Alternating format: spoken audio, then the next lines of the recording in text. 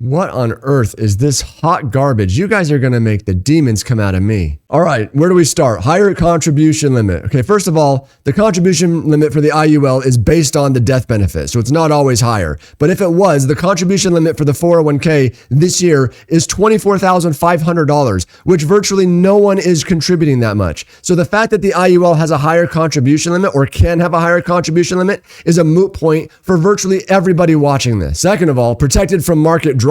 Well, sure, but I noticed you also happen to leave out that it's protected from market gains.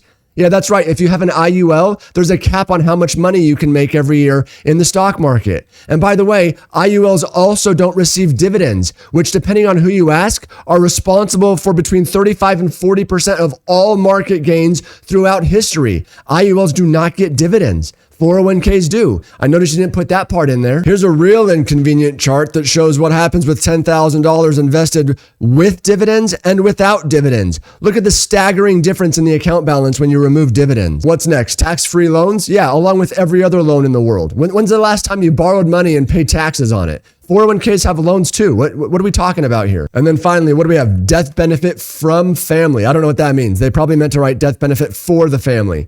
But I don't know why that's even a point, because the idea behind a 401k is that you buy term insurance and invest the difference in your 401k. No one's telling you to just go at it at the wild, wild west and don't buy any insurance at all and just invest in your 401k and hope you don't die. So let me add a few that they apparently left out on the 401k side.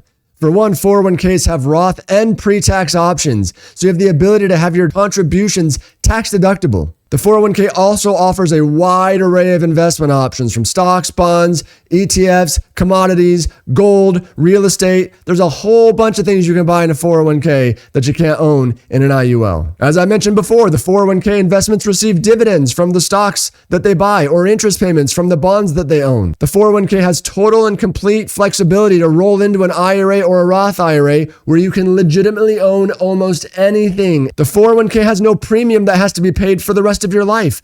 IULs are life insurance. You have to pay that premium. But wait, the premium sometimes gets paid by the policy. It doesn't matter. That's still your money. How about the fact that 401ks are not contingent upon you being healthy? If you have poor health or health conditions, the IUL becomes extremely expensive. Ultimately, what we're looking at is a social media ad to sell life insurance, not qualified investment advice.